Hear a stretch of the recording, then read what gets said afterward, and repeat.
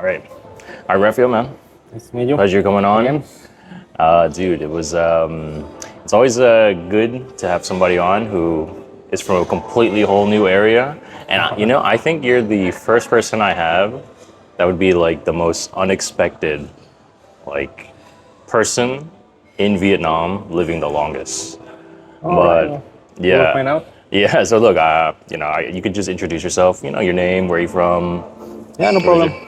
All right. Well, my name is Rafael Garcia Cano Conde, but it's like quite unique last name, so you can just call me Rafael Conde. That is actually my social network, say that. Okay. I'm one Mexican, 35 years old, and I've been here in Vietnam for 10 years already. Yeah, 10 dude. years. So, funny, when you first told me, obviously you don't look Vietnamese, but when you told me you're from Mexico and you lived here for 10 years, that was probably the craziest part. Uh-huh. Because, like I said, dude, you don't meet a lot of like Spanish people living in Vietnam that long, You or may be like surprised. Mexican. You may be surprised. Really? I mean, because I'm Mexican, I know that the community. Yeah, Quite. of the lot of Vietnam. people. Okay, nice. So you mentioned before you originally came from, you're originally from Mexico, From Guadalajara. Guadalajara. Yeah, my dad was from Mexico City. Well, is from Mexico City. Uh-huh. And my mom from Guadalajara. But I was born and raised in Guadalajara. All right. Huh. So if you could go a little bit more, like, what was the big thing that made you move from Guadalajara to Vietnam? No, everything started a long time ago. We could say after I finished university, I have a degree in law. So I was taking extra classes during that time because I was quite bored. And I finished my career 1 year before. But the university told me, like, you need to wait 1 year for your generation so you can get your papers. Mm-hmm. So like, all right, so what am I gonna do? Yeah. So that's when I decided to move to the States, just like to visit Okay. my uncle and to check out how the American dream was working out. Yeah. So yeah, I did go there and I have a lot of fun. I saw that the American dream is not what I was looking for sure. What I'm really happy for that because, Yeah. I I know we talked about it a little bit off camera. Like, could you Yeah. explain what you meant? Like, the American dream wasn't the American dream for you like, anymore? people are expecting to go to the United States and then you get like a very big house, a lot of money, free time, hobbies, traveling, and then what you realize is like you meet a lot of people that they are just working from 9 to 10 in the morning until the evening, just coming back, taking a shower, sleeping, and come back to work. And all the money they are getting is just to send it to Mexico, to the family. So there was not really a way to improve your life, but just working every single day until you may die. Yeah. So that's not what I was looking for. Yep. Yeah. Exactly. I mean, you were getting some dollars that is way more than what you probably can get in Mexico at that time, but still it was not that worth it. Yeah. Just for the lifestyle that you're Exactly. kind of stuck. And which states were you? I was again? in Alabama, in Okay. Huntsville, Alabama. Okay. Huh. So limitations that I had is that I didn't speak English at the time. So I was just like trying to understand, going around. So people were pretty friendly, but actually I was told that in Alabama they're very racist Yeah. sometimes, but I didn't have that trouble. Okay. Like all people were very sweet to me, and I really appreciate being there for 1 year. And that's why when I came to Mexico, the first thing that I did is just like, let's study English because I want to understand people. Like that limitation was too much for me. I can tell you at some point, being there, I was going out and I was talking to the animals because I needed to talk to someone and there was Yeah. no one there. So yeah, I came back to Mexico, I studied English, and after that, I needed to practice. Yeah. So that's when I decided to travel and to go out. Okay. So if I go to Mexico, anywhere, people will speak to me in Spanish, obviously. Going Yeah. to the US is the same. Yeah. A lot of Hispanic people, they will talk to you. Europe could be the same. And I was thinking like, why not to try Asia? Like, Okay. there are not so many people speaking Spanish in Asia, so let's do it. So I was looking for something nicely Japan or, but then I realized I didn't have enough money for that. Yeah. Yeah, like quite expensive. And it's like, okay, let's start with Southeast Asia. That is like more affordable. Started in Thailand, made a plan, 3 countries, about 3 months. Let's see what happened. So it's just like, I took my backpack, like the classic backpacker, and I had $400 left after buying the plane ticket. No ticket to come back. I mean, it was just one way. Oh. Like, let's go. What happened? Let's go to see what happened. So you said this was, I'm not going back. Absolutely. This is the one path. I'm just going all in. Yeah. It was Okay, wow. like 2016. Yeah. That's when I decided like, let's practice English. And my plan basically was like to travel 3 countries and probably arrive to China because my dream was staying in Asia for a while. And I don't know, I live over there, find something. Yeah. So yes, I arrived to Thailand with $400. Okay, so Thailand was the first country you. Thailand was the first Okay. country. I mean, I had to stop for one night in Hong Kong, Yeah. but I didn't do anything Okay. over there. So we can say the first. How was Thailand? It was quite nice. I have to say, like the experience. I started traveling by my own. Okay. Finally, like having my backpack, it was quite nice. I had to use obviously the apps to find hostels, all those things. And then when I arrived there to Thailand, I started talking to people, and I realized that my English was not enough. Like, I enough, could not okay. understand anyone. Especially like I met some British guys at the hostel that it was just like impossible. Like there is no way I can understand them. Dang. But well, I was there already, so I had to find a Yeah. way to continue. So yeah, I stay in Thailand, in Bangkok, for 2 weeks. Okay. 2 weeks, and then Where'd you I- go after that? I just went to Pattaya, but then I Okay. realized it wasn't for me. You know, like it's quite famous over there, but it's not what I was looking for. It was not into parties, but more into like trying to settle down and understand about the culture. So I just went for 2 nights and then came back to Bangkok, where I stayed like 2 weeks. I applied for a visa for Cambodia, and I Okay. was quite interested in Cambodia. When I was studying law, we studied about genocides. Yeah. So something that came out was the genocide that happened in Cambodia. So after I studied about it, so I really dreamed of coming there. So when I was making my plan and I saw that it was just next to Thailand, it's like, I need to go there. Like I really need to see what's going on. Oh, that's interesting. The dream of Cambodia was because you learned about the Yeah, genocide. but it was unexpected, you know, because you learn about that, you had Yeah. like your presentation at school and you just forget it. And when I was okay. planning, because I don't know, like it was just something that happened, but you really don't know exactly what it is or what is happening. So when I was taking a look to the map and it's like, oh, just next to Cambodia. Oh, yeah. Yeah, like Thailand is next Convenient to just Cambodia. to get So to. like maybe I can go and take a look, see Yeah. just like in real life what really happened to stay there, Wow. the killing fields and all those things. So yeah, that's what I did. So you stayed what, a couple weeks in Thailand, I stayed 2 weeks in Thailand. then went off and to then Cambodia. I moved to Cambodia. I went to Siem Reap directly. Okay. So Siem Reap, beautiful. It's amazing. And I can tell you that it was something quite nice because you have, well, I got the small tour with a tuk-tuk. I arrived to the Phnom Penh, the Phnom Penh, to the Siem Reap, to the temple, Angkor Wat. And I was there in the temple and I was looking at it. It's just like slow because I still remember all that. And it was just really beautiful, like to see the sunrise and to stay there. And then you could see like all the people around totally disappear.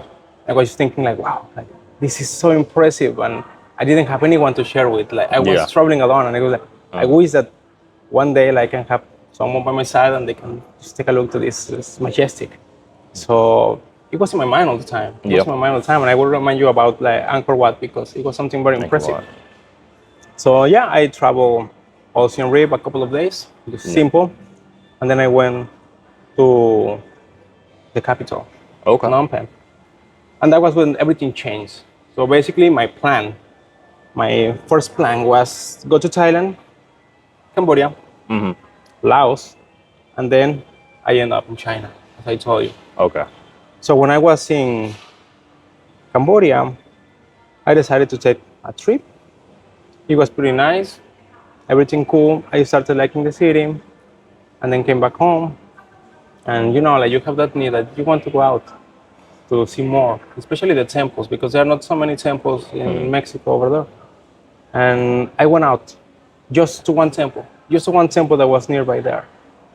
And I entered. There was a nice man there talking to me. Please leave your shoes outside. And I came in, I was praying, and when I come out, my stuffs were gone. My shoes. Oh. Yeah, and they were pretty nice shoes because when I was preparing for it, it's like I need to have really good boots, shoes Yeah.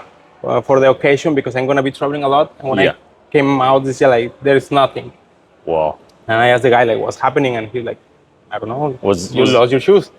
Oh. And he's like, "Whoa, like, is there something that we can do?" Like, no, like, Yeah. nothing. Well, I feel that it happened at the temple. Like people were like planning something like that. Yeah. Because at some point I wanted to take a look outside, and the man was like, no, like you continue praying, you continue praying. Yeah, that's what I was gonna ask if there was all kind of like a Yeah. big scheme or all together. Yeah, I felt something like that, but at the same point, like I don't blame the religion. Probably just the people like using it for those stuff. But I was not pretty sure, so it's just like my thinking. But Yeah. I cannot assure you that. Yeah, well, this was in In Phnom Penh, Phnom the Penh, capital. okay, Uh-huh. okay. So I was planning after that to go to Laos, but I'm gonna be sincere. As a Mexican, Mexico is very dangerous, and I got like robbed a couple of times. In Mexico? Yeah, absolutely. Okay. So when I was coming out from Mexico, there was something that I was looking for, like to feel safer. So when I came to Asia, I started feeling like a little bit better. Like people are very nice, and I didn't see like big troubles. But Did it change your experience that you just got, your yeah, boots it totally changed that robbed and because did it- after that happened, all those feelings of feeling unsafe, it came back?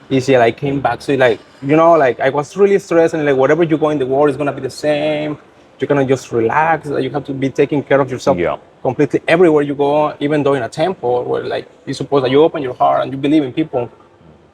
So I was really stressed, and I started checking internet, and like the reviews of people talking that Laos is quite corrupted. I Yeah. mean, I cannot assure you that, but that's what I was reading in the reviews.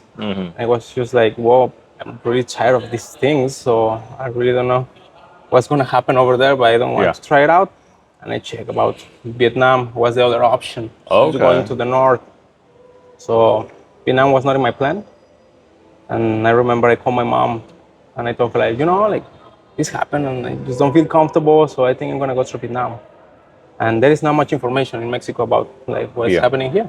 Was So there anything you knew about Vietnam? Like, did you even know about anything about the culture, history, or people? I just or- knew that I had an uncle that was a veteran from the Vietnam okay. War. So Yeah. it was just the thinking that Vietnam was in war, Okay. but you didn't know when it ended or if it's still happening. Yeah, that's So my mom was telling me like, oh, don't go there. It's very dangerous. They're in war. yeah. That's actually funny. My parents also had that same mindset when Yeah. I told them I was going to go to Vietnam. I was telling them, I want to go to Vietnam. It's something new, but at the same time, it's a new time. It looks different on the internet. They were telling me in the mindset like because they came, they left Vietnam during the war, so Yeah, their right. experience was like. No, it's still poor. It's still dirty. Oh, there's going to be homeless and people are trying to rob and steal you. That's what they were telling me. Yeah, trying to survive. Exactly. So yeah, they still thought, oh no, Vietnam is still in the wartime, but no, it's completely different. But yeah, Yeah, that was the thinking as well with my mom, no? So, so I feel like, I already investigated it. I feel that there is nothing to worry about. I'm gonna be safe. You just need to trust, and let's see what happens. yeah, So, yeah, I decided to apply for the visa. Wait a couple of days, and then finally I got the visa. I was just waiting to leave the country, not because Cambodia is ugly or anything. I actually came back many times and I enjoyed it a lot because something that you have to understand is that a couple of people will not destroy what the real beauty of the country. yeah, So when I came to Vietnam, it was a total change. The first thing that I saw was Thailand and Cambodia. They are having like kind of some symbols, so you really cannot understand what is written. yeah, But when I came here, I saw that they were using an alphabet that is similar to what we are using over there. So yeah, finally, I could see like if I like some kind of food, you may know like okay, banh mi, okay, You everything can that is sound it banh mi, out a little you bit, know, yeah. kind of like it's gonna be something like a bread or something like that. So yeah, it was the first thing. And then something very curious is that after feeling like all the cultural shock from both countries, I saw a guy peeing on the street. Oh, Like we were passing, and Yeah. I saw a guy peeing on the street, and it was like, wow! I feel like very like this is like home. Oh, what? Yeah, this is like home, and I felt like really happy for that. That's funny. It was quite funny. Yeah. So I just came here. I stayed a couple of days, and it's, Oh, by the way, this was when you saw that happen. What was that like? Many years back, like 20s? yeah. It was to tell you the exact day. It was March 2nd, 2016. Okay, it so was the that's when first you day saw- that I saw a guy entered. I piss saw on the the- guy. You can see a lot, no? Yeah, actually, everywhere. because I was gonna say It's what now? Now is what, January 17th, 2026? Huh? So it's like almost 10 years. Yeah, almost 10 years old. Just That guy. just 2 days ago, That I changed saw. my life. Like that guy was peeing there, and he doesn't know that he changed my life. Yeah, But- but when you saw that, that was 2016. I saw a guy peeing on the street 2 days ago. Yeah, it's still And this is happening everywhere. it's 2026, This so is still it's still happening the same. everywhere. Yeah. Well, actually, it probably doesn't happen on the main streets here, but I saw it on like the highway where it just Yeah, absolutely, like on the yeah. streets. Yeah. I was still surprised. I was like, oh, There are some interesting. places where I actually go running, and it's like a street where people like to stop there to pee, and it's like, okay, well, they have their own places. But Yeah. it's quite curious. Uh-huh. Anyway, I came here to Vietnam, and beautiful. Like people were amazing. You go out to the park, and there's always someone trying to come to you to talk. Yeah. And at the beginning, you really feel like, whoa, of what happened to me? Like this maybe a scam, maybe something that is happening. And then talking to them, you realize that they are just really friendly. They want to practice their English. They want to be nice to you. And they just like having foreigners around sometimes. So it was quite cool. Did they, obviously, like I mentioned before, you don't look Vietnamese, and they might confuse you as maybe from like a Spanish-speaking country, Mexico, or even maybe India. When they look at me, Did they they think that ever- I'm from India or from the Philippines. Philippines or India? Okay, huh? Did they ever like discriminate you or was racist towards you? Like, ever had that experience? No, not at all. Not at all. Okay. They were think just it was just confused, like, oh, where are you lucky. from and all that. They know that I may look like Asian, but I'm not at all. Especially okay. as soon as I start talking, they realize that I'm not. Yeah. But yeah, probably I'm tall or something like that. Yeah. So it makes a Okay. difference. But Oh. I haven't had any problem with problem with like, that. someone being racist to me Okay. for 10 years. Never. 10 years? Yeah, 10 years now. Not a oh, wow. I've seen people being racist to other people, but never towards myself. Oh, okay. So it's like, Interesting. okay. Oh. Yeah, because I was going to ask you, so when you first got here, you just stayed here for a little bit. How did that, like you staying for like maybe a week, 2 weeks, end up becoming 10 years in Vietnam? Like, what was that thinking and process like? Yeah, it was quite funny. After I arrived here, I decided to go around, and I picked just a random coffee shop. I arrived, and there was a girl there, who was attending. So it's just like coming to what you were telling me before. I'm gonna tell you a little bit. So there was a girl attending there, quite pretty. Like I like her, no? So she was attending. She was nice. Not much English, but she was doing her best. So like, can you give me your contact? Like let's chat, something like that. Well, you didn't expect like it to be like something special, no? Like sometimes you say like, okay, it was just like for chatting and to have someone to talk to, like, to learn about the culture or ask questions. So it was fine. I came back to my hostel, and I was very lucky because just staying there, one guy just came, and he was saying me like, "Hey, bro," well, in Spanish actually. Oh, okay. Hey, bro, are you Mexican? And I'm like, yeah, and you? Like, me too. Like, okay, do you want to travel together? Like, sure. Oh, it just happens. So why Okay, not? that's But quick. it's like, how do you find out that I was Mexican? There was a guy in the bus where you were coming. One guy from Malaysia I was talking to. He just told me that you're Mexican. So, okay, so let's travel. So his name is David. He must be somewhere in Africa probably right now. And yeah, like we decided to travel together all the way up to Hanoi.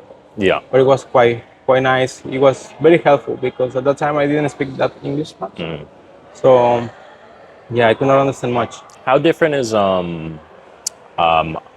Hanoi to here? Because right now we're in District 1, Ho Chi Minh City. Yeah. How different is it between Hanoi and here? It's very different. Very different? It's Okay. very different. I don't know if you have been there, but No, I've never been. over there is very traditional. Like at 9 o'clock, everything is down. People Oh, go wow. to sleep. But it's not happening here. Like probably the nightlife here is just like one of the best in Yeah. South Asia because people stay awake all night long. And also the food is different. Over there is like more salty and spicy, and here is sweeter. And the dishes, I prefer dishes here. The way that people speak is also different. Okay. Would you prefer here still or Hanoi or I got used to both? the accent of Southern Vietnamese, Okay. but I can tell you that because as a Mexican speaker, we pronounce like really strong some letters. Yeah. It's easier for me to have a conversation with someone from Hanoi. Okay. So when I go to Hanoi, people always understand what I'm trying to say. Yeah. But here still like they hesitate and they're like, well, we don't understand because they Yeah. have different kind of pronunciation with some words. Okay. But overall, like Hanoi is nice, and they have like a lot of Chinese influence. So Yeah. I like the pronunciation that they have, the Oh. tone. But still, like Saigon is the city that I fell in love with, and I don't plan to move to the north. I go sometimes if I need any document from the embassy. The embassy Yeah. is in Hanoi, so I have to go there, and I have a lot of fun. They have amazing food. They have bún chả. They have bún đào mantong. What I love over there is the best, but still, like Saigon Saigon's is your where I'm gonna stay. place to stay, huh? How long have you been living in Saigon out of the 10 years? We could say 9. 9 years? 9 years. And the other 1 year, was it I just spent it travel? in Muyne. Muyne. 1 month traveling, probably 2 months, and in Muyne the rest of the time. Mune? Yeah, Muyne is a beach nearby here. Okay, About okay. 3 hours. Okay, I've never been Phan there. Thiet. Okay. So 9 years here in Saigon, other parts I of started Mune. over there. So the thing is, just like to tell you something quick because it's going to be like a long story. But I traveled the way with David to the north, and while I was traveling to the north, I met a Belgian guy. His name is Jan. That was in Hanoi already when we were doing the trip to Sapa Yeah. and Halong Bay. Beautiful places. You must visit those places, both of them. And he was quite a nice guy. So at that time, while I was traveling, I was chatting with this girl. No, Yeah. going back to it. Is it the same one in the coffee shop? Yeah, the same of the coffee shop. Okay, So we okay. were chatting, we were having like good conversation, and I started to feel like something like, like this girl is Oh. nice, so maybe I could come back. Oh, yes. So yeah, it just happened like that. I was in Hanoi, and I had to think like, okay, well, I want to come back to Ho Chi Minh City because at the end I really like this city. To Ho Chi Minh City, or I go to China. And I was hesitating about that. I already met Jan. I told you this guy. That's quite important in my story. And I just told him like, bro, like I really want to go to China. I'm considering to go to the south. And then he told me that in his trip, he was going to the south to meet a friend. Okay, so if you want to go to the south, you tell me and we can travel together. Otherwise, just go to China, no? Yeah. And I was thinking about that, and it's just like, nah. I really like Vietnam. So Vietnam is I sad. think I'm gonna stay here. Okay. I will go to the south. So we started traveling. We went to Laos.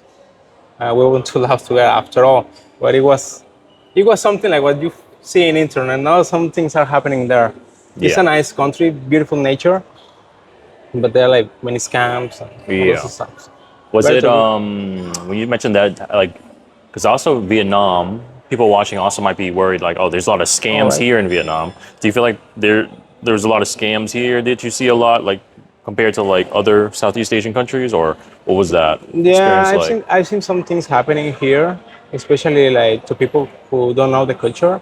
But it's not like really a really bad scam, like like you're in danger or something. But more like they try to sell you something overpriced or those stuff. Yeah, that's what I've But noticed. Yeah, I feel it like hard in Laos, for example. yeah, With the visas, that you have to pay some extra money, or you don't get your passport, something like Yeah. that. yeah. I've noticed scams here. A lot of it is, I would say, here in District One. Like you mentioned, it's more just like, oh, here's a paper or wet tissue bag for like 2 times more the price, or oh, can I clean your shoes or something, or Yeah, I know things like some of that. them. So it's Like not- there are some people who are working with fruit, for example, and then they just ask you want to take a picture because you look at them, and then you Yeah. take the picture and they want to ask you for money, yeah, or they just tell you what is something and they're expecting that you give them some money.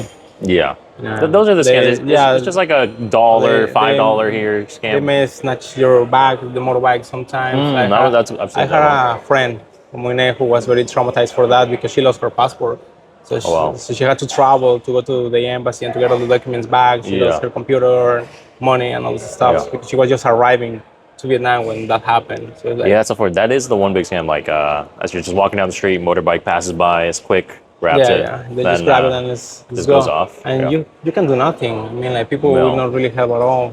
This happens just really fast. No. They're leaving and well, Yeah, that's why I always say like always carry like one of the shoulder bags like in the front where you have your stuff in the front side so they can't really like grab. Or I mean I think it's the same in any country. Like any country that isn't like first world, you don't have your phone like out in just like this, or if you have something really expensive, just put it out in the But you open, know, things like that. something curious is that I do that here and never happened to me. Oh, okay. But you can walk in the street with the phone and no one is gonna take it away. It's just like when you are near the road and then you're checking the Google Maps, like you are careless, they just take the opportunity. Like they are not looking for you like to see how to handle it. It's just something that happened. Like they are passing by, they see the phone and they take it. But it's not like really planned or something. Yeah. I wonder if it's because it's never happened to me too, and I've never heard it. Usually, I've never heard it happen to like a guy that much. So I always wonder if it's like a girl thing. Because I've heard it There was happens a a guy. lot to happens to guys. There too? was a guy too, Okay. yeah, Huh. an American guy that I met like when I just moved to Ho Chi Minh City, and he got Same thing. his phone. So, They got huh. his phone, and he was looking for a new phone because Yeah. he used to do content. Yeah. He was like a rapper, Yeah. and he's like, well, no phone, no content. So Yeah, for he sure. got to get one Huh. here. Yeah, because I guess it may happen to both. I've heard it more happen to girls when that's because they think it's easier and they're not gonna run after. But Could be, but it's maybe just both. like as I tell you, the opportunity. Like you are nearby the road, they're passing by in the bike. Yeah. Of course, you don't have a bike like, to follow them Yeah. or anything. So it's just like they snatch it, and no matter Just head if out. you are a guy or a girl, you cannot like, find them anymore. Yeah, because they're on the bike and they're just already Yeah, yeah, past home. Yeah. So I want to circle back. So you're here now in Vietnam. You messaging the girl, and so how did that end up you staying here a little bit longer? For example, what was like your first couple years? Like, what were you doing here in Vietnam? Like, just staying here, or what was that looking like? Well, that takes me back to what I told you. Like, I went to Laos, Yeah. came back to Vietnam, and it's like, okay, it's time to look for something. So I check around looking for to teach some Spanish. But I didn't have any luck at the time. Like it was quite difficult. Mexican restaurants were not popular. Did I go Vietnamese like, people want to learn Spanish? yeah, like just a couple of them. It was not that much, to be okay. sincere. It was a boom with the Despacito song. With Oh, Despacito, okay, like yeah. a lot of people wanted to learn Spanish, but before that, like there was not much interest.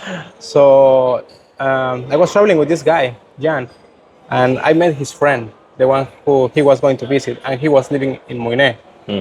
So I talked to him, and he said like, "Hey, like they are looking for some people to work at the hotel where I'm working with."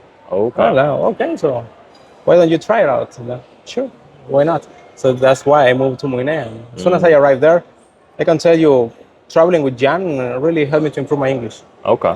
I mean, it's never gonna be perfect, but it was quite good in comparison on how I started. Yeah. And that was my first job. When I arrived to the hotel where he was working, that is Moine Hills, Okay. I just talked to this guy and it's like, he told me like, this is the owner, you should talk to him. And I just came and like, like I'm Thibaut. Thibaut is that guy. I'm Thibaut's friend, and he just told me that you're looking for some people. I'm like, oh yeah, yeah. Like, when can you start? Like, well, like, you just tell me, can you start now? Like, well, give me until tomorrow because I'm not ready right now. I really don't know what I have to do, so I need to talk to Thibaut, and then he will explain me, and then we can start. Sure. So he offered me a room, he offered me money and food included. So it was like, oh, well, that's fine. Nice. Especially because I was running out of money at the time. Like, Yeah. $400 were not going to last forever. No, it's not. So that was my first job. Okay. That was my first job. So how long did you do that for? I stayed there for about 8 months. 8 months. Okay. And so your first job was working at a hotel here. 8 Yeah, I months. was working at a hotel, especially in the restaurant.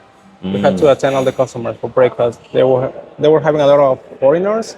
It was more like a backpacker hotel. Oh, okay. But it was like, we could say 90% of the customers were like foreigners. Okay. So they needed someone to speak English there. Okay. So you're doing that in Monet. What was the next thing after those 8 months? Yeah, after that, when I was working there, I realized that in high seasons we were having a lot of people coming, and they were teachers. So I was looking for a way to come to Saigon because I was still talking to this girl, and she actually like became my girlfriend at some point. Oh, while you were in Monet. Yeah, it because like- I was coming to visit her Oh, sometimes. okay. So, I mean, like, it's not that far. So Yeah. I had some free time. I come here to Saigon. Sometimes she visited as well. So we could travel together. We went to Okay. Thailand or something. So yeah, like we were having a relationship already, and I wanted to move here, like stay with someone. Yeah. And I saw the opportunity about like teaching. And it's like, let's try it out. Like, why not? Just save some money, so I could survive for longer while I was looking for something. Yeah. Of course, like I got the certifications what I needed. Was this teaching Spanish? I decided to teach English. Okay. Because as I told you, Spanish didn't have like much market. Okay. But English is like a big one. So I moved here to District 7, quite far. And I just had like some dollars, we could say like $300-400. But Okay. it was enough, like to live here in Saigon and Yeah. start here. That's enough. You can stay for 3-4 months with no Yeah, problems. that's the beautiful thing about here in Vietnam is that your life can last longer. Yeah, compared to yeah. if you live in America and you get paid. I mean, it's higher money, but it's with the fact that cost of living is higher, everything else is higher. So Yeah, it's just going balance over there Yeah. and here. I mean, like what you get here as a foreigner, because locals could be like a little bit harder to get good amounts, but as a foreigner, you can get really good salary and you can have a good life here. yeah. Yeah, with not much effort. Oh. And how long did you do the teaching for? I did for a couple of years. Actually, I was just like saving money and working a lot because I didn't have much to do. So Yeah. we could say that for some time I was working from 9 a.m. until probably 10 p.m.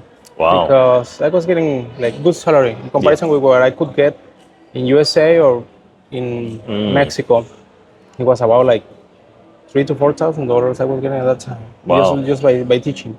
That was good. Yeah. So I was saving good money and spending nothing. Oh wow. Like the room is quite cheap, and then you go to the street and you get banh mi that is like a bread for It's like $1. Yeah, $1. or Yeah. less than $1. So that was not a big problem, Yeah. and I started saving a lot.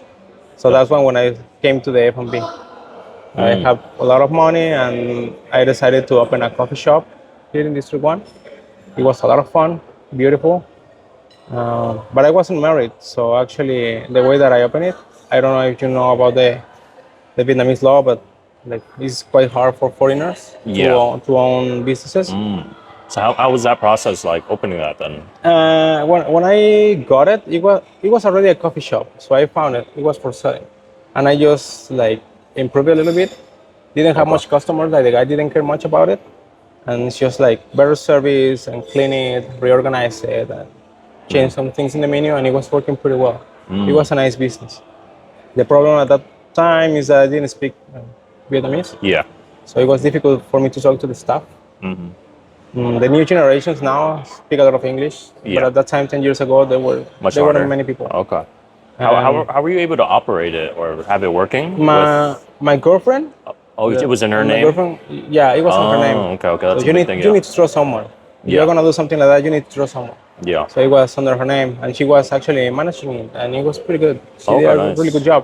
The thing is, she was very young, and her family is like a little bit traditional, so she could not come back late, something like that, and started having some troubles with her family, and that's why we decided to sell it. Okay. How much did you invest into the coffee shop, like opening it up, At that buying time, it, all that? we could say I invested like 200 million. 200 million? So that's 200 like million should be around like probably $9,000. yeah, $8,000-9,000. Yeah. Okay. It was not that much.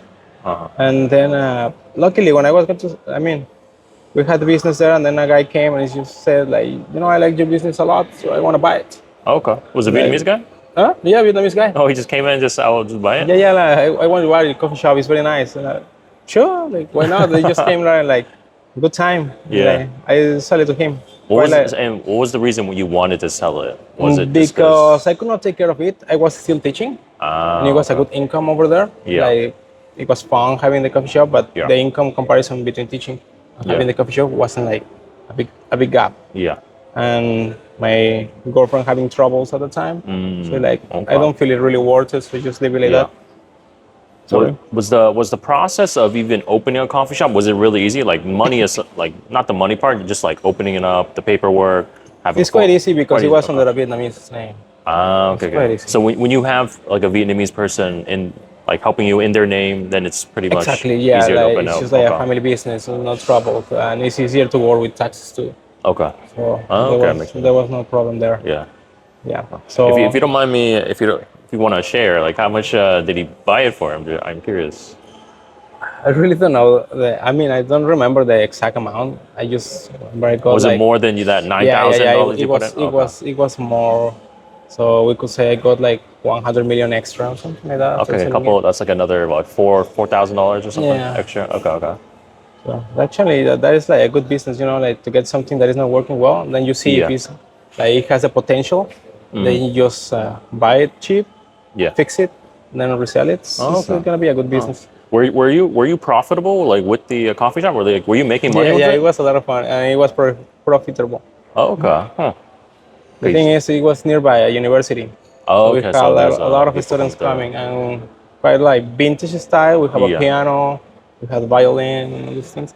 So the students were coming there to practice, and Oh wait, this is it was almost every day. Like they were finishing school, yeah. then they go there to practice, and people believe that we had live music every day, where it was not. Like, they came and like, when you have live music, it's like we don't. Yeah. So people just come here and play. Like they are playing all the time. Mm.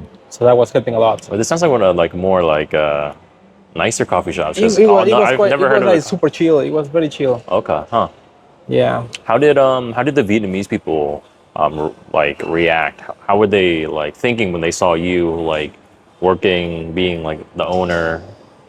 Did they see you a lot there, or was it more like your? I made many friends, yeah, but I would not talk to them that much. I was just checking the stuff and Okay. staying around there. But So some people may okay. come and like, "Are you the owner?" Like, yeah, yeah, yeah. And then they Okay. became my friends. Like, I'm a guy who is making a lot of friends. That's good. And I like talking, so good. we have a lot. So, But there was not a big deal. We had some reviews where they were saying like, the owner is very handsome, and I was like, oh, yeah, nice. those kind of reviews like my girlfriend didn't like at the time. But it was Yeah, still okay. that's always a good confident booster. Okay. So you just sold your coffee shop, and now, what do you do? What are you doing now? 'Cause Well, actually, when I sold the what's coffee after that? shop, something that you see here in Vietnam that happened a lot to my friends actually is that they open businesses with someone or they bought motorbike, they have the girlfriend, they were under their And it's name, in their name, yeah. and they have troubles, and the girl just took everything. So it Oh. happened a lot. I'm not talking like the girls are not being nice here. Actually, they are amazing. It's just like I don't know how they handle their stuff, but that's what happened to them. Ooh. So when we sold everything, I can tell you like we got the money, and my girlfriend just got everything, and she came and like, "Here's your money." Like she didn't get everything, not even a dollar. Oh And I wow. was like, "Wow!" Like she's really nice. Like, well, she's pretty, she's Yeah. cool to me, and she doesn't Were really you- care about the money. You know, like she was managing it. So I was expecting that she could tell me like, "Wow, like we were doing it together, so you're gonna give me something from the profit that we Yeah. got by selling it." But she didn't ask for anything. She was Wow. like, "No, I think this is the Yeah. right one." Were you in your head expecting this? Or were I you didn't think thinking? about it. I didn't think about Oh, it. okay. But when she came, it's just like, oh, like wait, Oh. actually, like I should focus on this because it's important. Yeah. Especially because even though like if you're married, you still cannot have things under your name. Yeah. So you have to trust the person that you are working with. Yeah. Did you ever had that worry about trusting her with a lot of the stuff, like having her name in the coffee shop, or even like having her manage the money? Was that ever like a thing you had to think about, like worried about at all? I was not worried at all, but sometimes you think about it and it's like, I don't think it's gonna happen. Okay. The good stuff is that because I was getting good money by teaching, like it was just something that if I may lose the money, I just lose it and that's it. But it's not like, like the lifetime savings or something like that. So it was not like a big deal. So Yeah. if it happens, it just tells you like, okay, this is not the right person. Yeah. But it didn't happen. So. So you ever had a good experience? Yeah, yeah. Having this? Like, Wow. like overall, like I have had very good experiences here. Like, Yeah. Vietnam is being awesome to me. Yeah, that's always good to hear because I don't know. I did an interview. I don't know if you saw it with another person. It was from Australia, and he has a situation with a Vietnamese woman where they had a child together, and pretty much the situation wasn't being good terms. They weren't happy with each other, but now pretty much the Vietnamese has the child, and for the dad to see the child, he has to pay Oh, wow. like a certain amount of money every month to be in his life. And now he's just having like a battle back and forth, court battle. But I asked him like, okay, would you recommend Vietnam? Would you like it? And he's like, oh, I don't recommend it. Just come here for holiday. Don't stay here. You have to be careful. All this, right? And hearing your situation and stories, like Vietnam is amazing.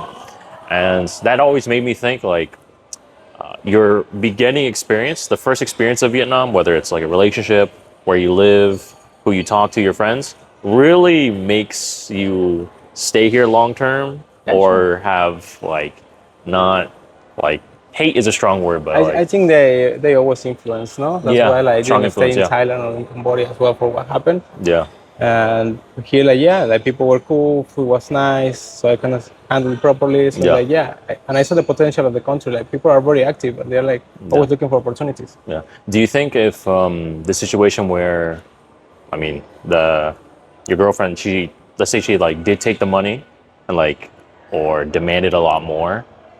Do you think you would have had a different experience about Vietnam, or do you feel like it would still be the Not same about Vietnam, but probably about her. about her? Because, what happened after that is like, I realized, like, well, she's a nice person. I can trust her. I love her at some point, of course. Yeah. So, she became my wife. Wow. And if you're wondering what happened, yeah, I took her to Cambodia Yeah. and we went to Angkor Wat and then I proposed over there. Wow. So you saw the whole. Wow. It's like Yeah, a you nice remember, little. like, as I told you before, it's like, Yeah. I really want to come here with someone. So I That's was waiting for the awesome. right person to do it. That's It was amazing. a good experience. Yeah. That's a really cool story. You see it come back in this Yeah, little yeah, show there. yeah. Like, Wow. yeah, I promised to myself, so I had to do it. Yeah. Wow. And I brought the right person there. That's all. That's always that's a good to hear. Hmm. Yeah. So and during that process, when you were, well, once you sold the coffee shop, did you propose to her after you sold the coffee shop? After I sold the coffee shop. That's Okay. right. Like, we had time. Yeah. And during that time, what did you want to do now for the rest of your life, or the remainder? You're married now, sold the coffee shop. What? I continued teaching. Okay. And then, like, surprisingly, like, we got pregnant. Okay. So it's like, okay, well, we we had a baby, a little boy, Oh wow. a little Rafita, Oh, oh Rafita. Yeah, double nationality. Well, Wait, that's the it's name? quite curious. Yeah. Rafita. Well, Okay. that's his name is Rafael, but that's in the Mexican passport Oh, because he okay. has also the Vietnamese one, and his name has to be Vietnamese. So it's Bao Khoi. Bao Khoi. Yeah, Bao Khoi in Okay. Vietnamese. Interesting. So, two different passports with two different names. Oh, that's cool. Yeah. Yeah, yeah, quite interesting. Right. But yeah, I just continue like that. Later on, I love tequila. I'm from Jalisco, Mexico. All my family always drinking tequila, and okay, but I think we should open a bar this time. I like learning something new all the time, new experiences, and I already had a coffee shop, so I should do something new. And it's like, let's open a bar. So we could say I opened the first tequila bar in the country, probably. Nice. And it was quite a lot of fun. Yes. Quite a lot of fun. It was open for more than 2 years. All right. Tequila bar now? Yeah, it was before. I sold that? it already. Oh, okay. Okay. Yeah, I opened that one. I opened a pizza store as well. Nice. Then my health didn't help that much Yeah. because I got pretty fat, as I told you before. Mm. High cholesterol, 110 kilograms. Yeah. And the doctor told me, like, you can't continue like this. Yeah. It was drinking a lot of alcohol with my friends and customers at the bar, then going to the restaurant and eating, trying food. Like, we could say, like, quality checking, but it was still like something happening there, and Yeah. I need to take a rest. Yeah, that's the thing about Vietnam is that because everything is not as expensive, you can go It's pretty out, easy, go it's to pretty tequila easy. places, eat a lot of food, and it's And- good. You can eat a lot, but at the same time, it causes And health yeah, problems, because right? it's very cheap, and actually here in Vietnam, it's cheaper to eat outside than eating at home. Yeah, yeah, I that's can funny tell you enough. that, like, with the high salaries, like, I can tell you, I just work 1 hour and I can eat like probably for 4 or 5 days or probably the whole Yeah. week with no problem. And yeah, like, I prefer just to go out and buy something, but you really don't know what they are having in it, especially because here in the south they use a lot of sugar. They're kind of like sweet taste, sweet tooth. And yeah, like, you want to cook, you have to go to buy the stuff, you Yeah. have to prepare them yourself, you have to wash the dishes. Yeah. And it's like a lot of time and also more expensive. Like, you spend more money buying stuff. So I don't know how they handle it here with the businesses that they sell really cheap Yeah. and still have profit. Like, I can't do that. Yeah, that's always the interesting thing about the business here. I actually don't know. Some are doing really well, some are not doing okay, half and half. I actually am wondering. So now that you've been living here, currently right now, what are you doing currently? Are you still doing you said you sold the business, right? With the tequila and the pizza? I saw both businesses. Yeah. Right now, what I'm doing is just like educating about tequila.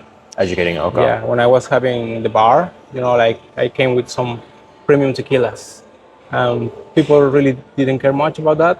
So they were more into like tequila is a party drink. So when we were having parties at the bar, it's just like selling shot.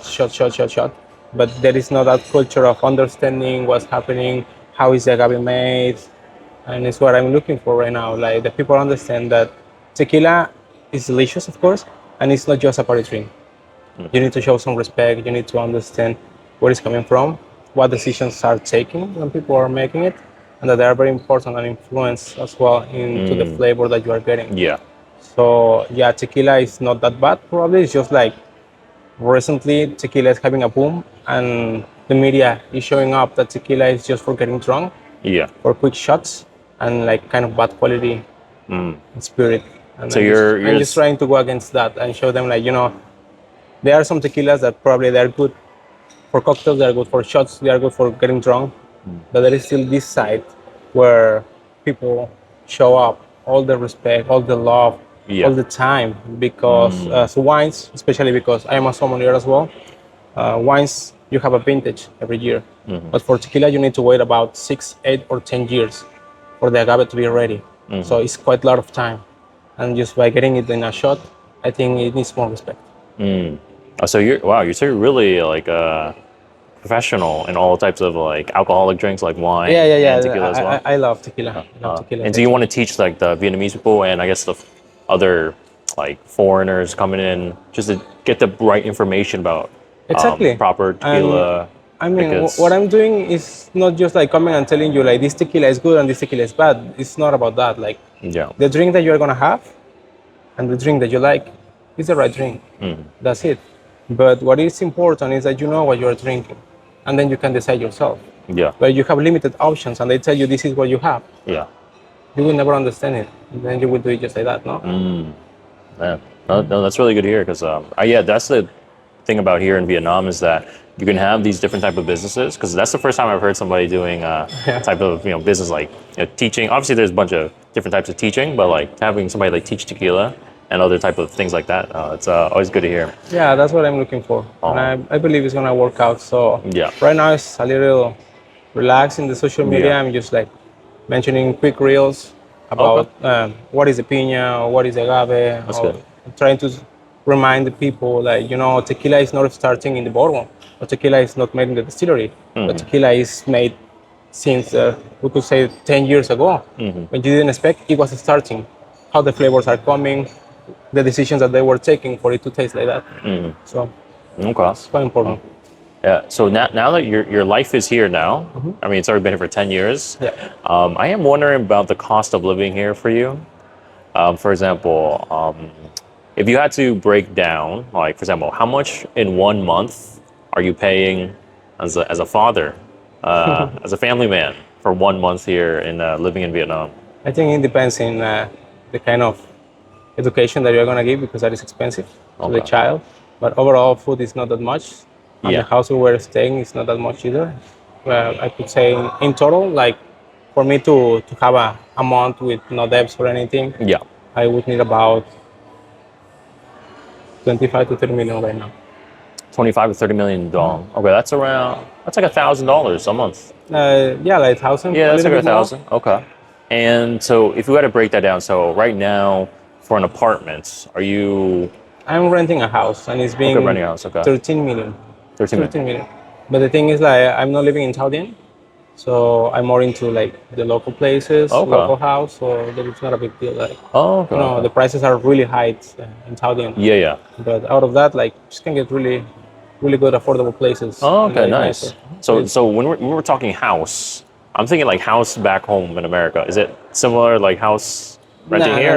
no, like the houses here like very thin Yeah, because of the taxes, so they decided to have like small land, yeah. but pretty, Oh, yeah, that's true. Yeah. pretty high buildings. Yeah, so I'm thinking, so the houses are like it's very the width, I believe it's shorter. It's kind of like a huge rectangle up. Yeah, like a very huge rectangle. Yeah, it's going going up. So Right. what I'm saying is 3 floors, Okay, it's 3 floors up. Uh-huh. Okay, okay. But it's not that big, so it's just down is the living Okay. room, and the kitchen, then the second room, the first room, and the second room. Okay. Same thing on the top, and 3 toilets. So it's like Okay. very useful. Nice. I Yeah, mean, that's quite a You know, like you are downstairs and you want to go to the toilet upstairs, Yeah. it's gonna be a big trouble. Yeah, because it's actually just a bunch of stairs, and you're actually Yeah. pretty much getting exercise as you're walking. Okay, and so that 13 million. So is it pretty much getting everything you need in terms of That's for like, the rent, but like the rest of things like electricity and water it shouldn't be that much. Okay. It's like probably $100. You pay everything, and it's like Okay. using air conditioner like whenever you need it, and Yeah. showering properly, like not worrying about anything. Yeah. That's Okay. gonna be fine. Yeah. So that I think it's we talk about like $1,000 here, what you're paying to just live your normal life. How much would that cost back home in America or even Mexico? If you want something very similar. Well, I haven't been there for 10 years to be sincere, so I don't know how they are handling right now. Yeah. But it's quite expensive. I can tell you now that I go to visit Mexico, like the prices are quite high. Really. So something that when I came here, I used to think, you know, it's the same price in Mexico. Even the food, like tacos before in Mexico were like 10 pesos, and it was equivalent. Like a Vietnam dong 10 years ago, it was 22,000, and the peso was like 20, 21 pesos. So it was almost the same for me to compare. But now Yeah. it's not like It's gone a lot. peso is getting stronger, but at the same time, things are getting more expensive. Yeah. I went to buy tacos and I realized that there is not a big difference between the price of a taco here in Vietnam and a price of a taco in Mexico. Oh, wow. Now. So we Yeah. can say like you go to eat a taco here, it's like 40, 50K for one taco. Yeah. And over there it's gonna cost you like 35, 40. It's Okay. like, okay, So like similar. Okay. Huh. so it's Yeah. really expensive over there. And I feel like What about like the house, like or your living situation? To have something like same house in. I don't know how it's over there because I have my own house in Mexico. Okay. I think God, my dad gave us a house to every child. Okay. So we had a lot of luck. I don't know how the rents are going over there. But yeah, that was very helpful. So helpful. Okay. Yeah. Because the reason why I asked is I know in America, if you want something like same apartment, you would have to pay double the price. Same quality here. You would have to pay maybe if let's say it's like $500 here, probably pay like 1,000. Yeah, it's more expensive. $1,000 here, pay 2,000, 3,000, just double the price. So I was just curious your experience on that. Okay. No, here like housing is very cheap. Yeah. Very cheap. And they're coming with swimming pool, gym, and everything Yeah. that you need. So it's amazing. No. It's amazing. And, Security 24 hours. yeah, that's true. Yeah, it's pretty much all the things you kind of just need, and kind of just modern The business living. here, I prefer to live in an apartment or a condo instead of a house. But it's more like the traditional way when my wife wants to be in a house. Oh, So she wants to- Let's might let's as do well. the house.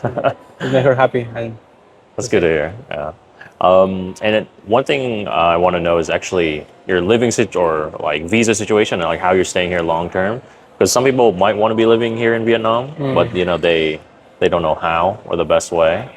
when I Could you just- give some advice or like how are you currently living here? yeah, when I just came here, I started having the tourist visa. At that Okay. time, there was a business visa that allows you to stay 6 months. Okay. Then they reduced it to 3 months, but it was just like having that like the business visa for almost 3 years Yeah. until I got married, and then it was first I started with the visa exemption, but it was asking you to leave every 6 months. You have to leave the country and come back. Yeah. The visa was for 5 years, but you have to go out and come back every 6 Yeah. months. And then How did you feel about that? Was it like was did you kind of- hate it or yeah, it was kind of annoying, especially because you have plans and it's like, you know, I have to go out, and sometimes it take like longer. You could do the visa run that they call, that is just going quickly to Cambodia Yeah. and coming back, but it was not like really worth it. And Really? then yeah. Like, it's, you know, like you spend the whole day, you are really tired. You come back to the next day, like it's pretty tiring. Okay. Especially like staying at the border for a while. So, and then I realized that they also have the TRC, the Okay. temporary resident card when you are married. It doesn't allow you to work, but it allows you to stay. Okay. And that was what really mattered. So I got that one, and you can stay for 3 years. It's only for Okay. 3 years, but you don't need to go out. Okay. That's That's good. very helpful. And other thing is that when you renew it, you don't need to go out either. You just go to District 1, and then you just do the paperwork, and they give you your new TRC, and you stay here.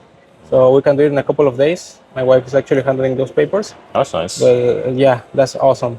Okay. Is that the process that so you have to be married to a Vietnamese That's right. too? Then okay. Yeah, That lets so- you stay for 3 years. Okay. 3 years. It's fine, and then you can renew it. It's just like paying the fees and showing up that you are still married. That's it. It's not a big deal. I haven't had troubles with that one.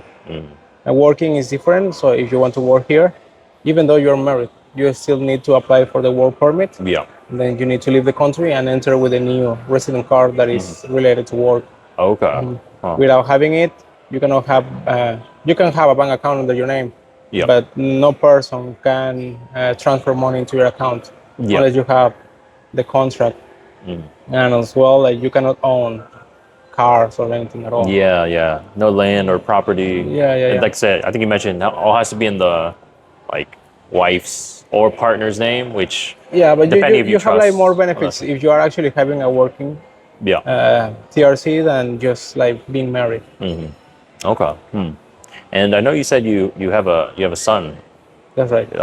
Do you plan to make or have them study in the school system here in Vietnam, or just homeschool, or just I can tell you relax that, a little bit, or I've been a teacher for a while in public Yeah. schools as well, so I'm not very into like the system that they are having here. I Okay. feel like people require for a lot to the kids, and they don't let them enjoy their childhood. Usually they go, let's say primary school, they study from 7 a.m. yeah, until like 4 or 5 yeah, they start young. p.m. And they just come home, and then they have to take extra classes, they have to prepare for tests, whatever, so they really don't have time for themselves. And I don't like that much. And they just see like sometimes you see some teachers hitting the kids. Oh wow, So, yeah, like it's just like I is that relate. even now? You I think? relate or? Vietnam like the way that Mexico was working.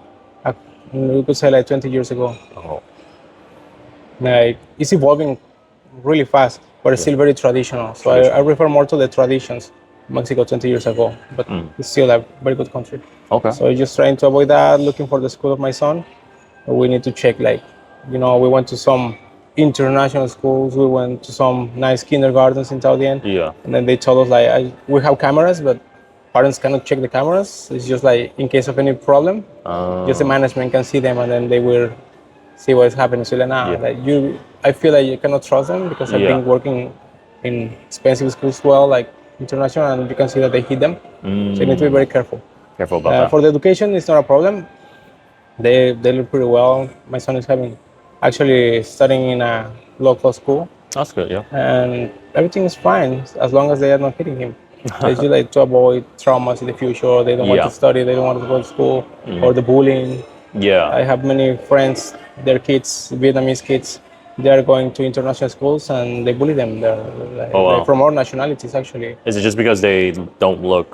Yeah, Or because they have go the- to international schools, so you see a lot of, I don't know, like French kids, a lot of American kids, and then they want to see down the Vietnamese, where I don't know why it's happening that. It's still not nice, and they actually Yeah. hit him sometimes, so Wow. it's something that I want So to it still avoid. happens here in Vietnam, like Yeah, the yeah, schools yeah, and yeah. stuff. Like 1 year ago, I saw that, and it's like, oh, like the boys being like, having Yeah. a hard time Yeah. Huh. in his own country. Yeah? Yeah, that's it's always troubling. Dealing with. I mean, even you as like international. I guess you're the first person I talked to who's like an international couple. Like Okay. yeah, from Mexican guy, Mexican guy and a woman. Vietnamese one. Yeah. That's always obviously I see it a lot here, but even having that experience, what's been your experience, dating or being with a Vietnamese girl? What's that experience like? Well, for me, it was quite nice. This girl is sweet. Yeah. And I cannot tell you like many experiences because I've just been with her. Yeah. But she was very responsible, very traditional, Okay. respecting. She's more open. She likes to go to war and have like her own money, but still like keeping, like we have to go to the church. She's Catholic, and we have to do the things correctly. A little bit like high temper, Yeah. but I believe like that happens a lot here. And but overall, it's like really nice. It's Yeah. really nice. She's understandable. She's like smart. Yeah. How has been the has been overall good with just like welcoming with the family, even as like Yeah, yeah, aside. yeah. Okay. Like the family is really nice. They always welcome me and they invite me everywhere. You see me like like we love this guy. He's winner. Oh, He's that's like cool, fine. very handsome. Like the proud. Oh, that's cool. She just has one sister, so she's the older sister. Yeah. So I'm like consider the older brother in the house, and luckily she doesn't have a father or a grandfather, so Yeah. I'm considered the man of the house who is taking care of the Okay. house. I'm not living there anymore, but still when I go, it's like this is the man. And when they have reunions with our friends, family, or something, or at the church, they have the very traditional thing that the head of the family is gonna sit all together, like all the men, and we're gonna be drinking. So it's still like Oh wow. I'm the one who has to go there, even though like the sister of my wife, she's still married with a Vietnamese. Yeah. When we have the reunions, it's just like, okay, like the guy has to sit over there with his family, and I have to sit with the other guys because I am the head of the family. And it's Wow. kind of like weird, but it's Yeah. still That's like, like okay, well, that's an I'm not interesting gonna change the tradition, or traditions. Like yeah. it's not my country, so I just do what I have to do to Oh. respect. Yeah, I didn't even know they had that part of like a whole family, like Vietnamese. I guess because even my family, yeah, it's very obviously it's Vietnamese, but this is the first time I've heard they had like, okay, the guys go over here, drink, and have that whole situation. But Yeah, wow, it's okay. still like a cultural shock. Sometimes I go to some parties and then like all the men are sitting on a round table drinking beer or something, Yeah. and then like the women are just preparing food and giving it to them. And when we are finishing, is when all the women are going to sit, they're Yeah. gonna eat, and then they wait for us to finish so they can clean everything. And I feel very uncomfortable, but it's not my house, so I cannot just like do Yeah. something. So like okay, Okay. No, that's no, that's actually pretty cool to hear because yeah, I've heard about that in like I think that's a lot in actually in Asian households, kind of that type of tradition. I didn't know it's still now it's still because happening. Yeah. it's so a big thing. Okay. Huh. Nowadays, I'm just wondering, a lot of people, like I mentioned before, are thinking about coming to Vietnam, wondering about Vietnam. I'm just curious, from somebody who's been here for 10 years, what's your advice? Do you recommend coming to Vietnam to the people watching? What do you think? Totally, yeah. Like coming to Vietnam is always nice. Even for traveling, you will have a very good experience. You will learn a lot, and you will like people are amazing. Having businesses here is important as well. Like Vietnam is growing pretty fast. There are a lot of opportunities, and Vietnamese market is really open to see what's going on. That's why I'm also educating about tequila. Otherwise, I just tell you like, well, like people don't understand and that's it.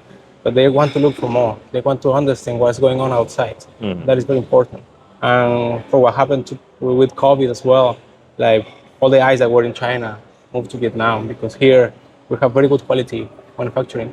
So it's something that if you are planning to invest, Vietnam is a very good choice. Vietnam, huh? Yeah.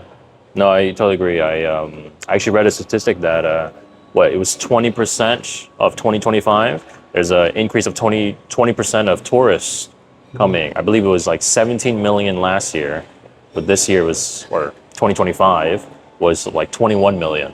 It went up massively in terms of how Yeah, many you people are see a coming lot up. of people here now. Huh?